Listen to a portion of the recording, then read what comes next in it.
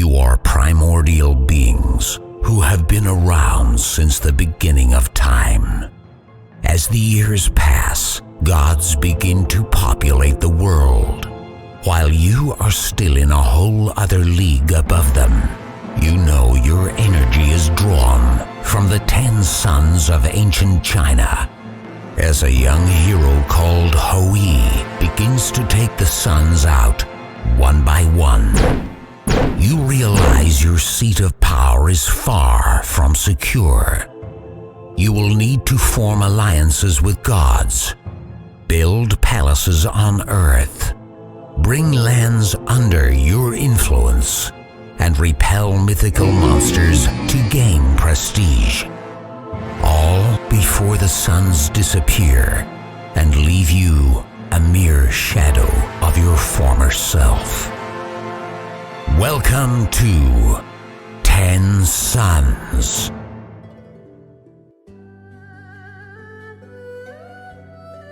Ten Suns is a family game for 2 to 6 players, where resources dwindle rapidly as the game plays out across 40 minutes. The aim of the game is to be the one with the most prestige at the end. Setup is simple, as you can see here. No game boards, just cards of different sizes and lots of cubes. Energy cubes, really. Each turn, flip over a number of cards from the Black Influence deck equal to the number of players plus 1. The row of cards is known as the Mortal Plane, and the cards are referenced as spaces 1 to 3 from left to right. At the start of each turn, all players gain an amount of solar energy equal to the number of suns remaining in the sky, as stated on the sun track. If this is the first turn of the game, also give each player 5 lunar energy. Sarah is the one with the bow card. She draws cards from the Blue Palace deck equal to the spaces in the Mortal Plane. In this case, 3. She also takes 2 lunar energy from the supply. These are bonus items she can now assign in any combination to the spaces in the Mortal Plane, with the only rule being that you cannot put more than 3 items in any single space. Yes, they allow her to manipulate the value of each space using these items. She really wants the second card, so she tries to put more items on the first space, hoping it will cause others to go for space 1 instead. With the item placements done, we now go to the secret bidding phase. Let's see if her nefarious plan works out.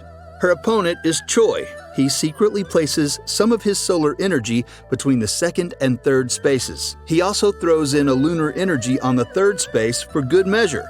Then he goes wild on the first space with 5 solar energy. After all, the player who has the most energy in each space gets everything there. When all players are done with their secret bidding, the bids are revealed.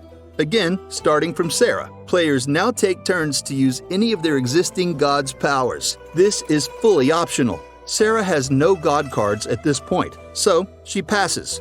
Choi, on the other hand, triggers one of his powers now, tilting the card to the right once. When all activated powers have been resolved, the next phase is to determine the winner of each space. Sarah only has a total of 1 energy on the first space, so Choi wins everything on space 1. Every time someone wins a space, their position on the Bagua track goes up by 1.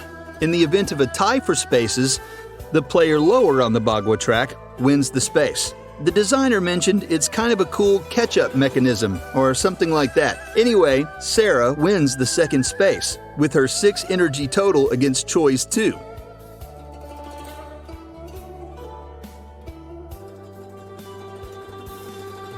In the third space, it's a monster with 4 health. The combined energy from all players must equal or exceed its health to repel it. Sarah placed 3 energy here, and Choi had 4 on this space too. They repel the monster, but the one who dealt it the most damage is Choi. So while everyone gets 2 prestige points for defeating it, Choi gets a whopping 5 prestige. If they had failed to defeat the monster, then all players who placed at least 1 energy here would have lost 2 prestige instead. Yeah, you can totally see how this can be a mini game of bluff. being the highest damage, Choi also wins all bonus items placed on the monster. If there was a tie, no one would get the items. Now we go to the palace phase, where players can build up their palaces using the bonus items they just won in this turn. Choi already has one palace on 3 cards, so he adds one more to it and expands it to a 4-part palace. He places the other 2 newly acquired palace cards onto a new spot, building yet another palace. He is smart, because everyone can have a building limit of up to 2 palaces at any one time. So why not? He can choose to complete and submit his palaces now for bonus, prestige, and lunar energy. But he is patient. Choi knows a larger palace gives a bigger bonus, so he decides to continue expanding his 2 palaces instead of just submitting them. Finally, we come back to the Bagua track. Do you recall how the players won cards from each space earlier? At the end of every turn, we check the Bagua track to see if anyone has crossed the value of 4. If so, the lowest player on the track now gains 4 lunar energy, and all players reset their positions on the Bagua back to 0. The player with the lowest prestige points also gets another 4 lunar energy. Yes, yet another catch-up thingy again. Remember, solar energy is only given based on the number of suns in the sky. It gets lesser and lesser over the turns, and you cannot store solar energy, so you might as well use them up completely each turn. Only lunar energy can be carried over. My advice? The way you use your lunar energy is an important key to winning the game. Focus on your palaces.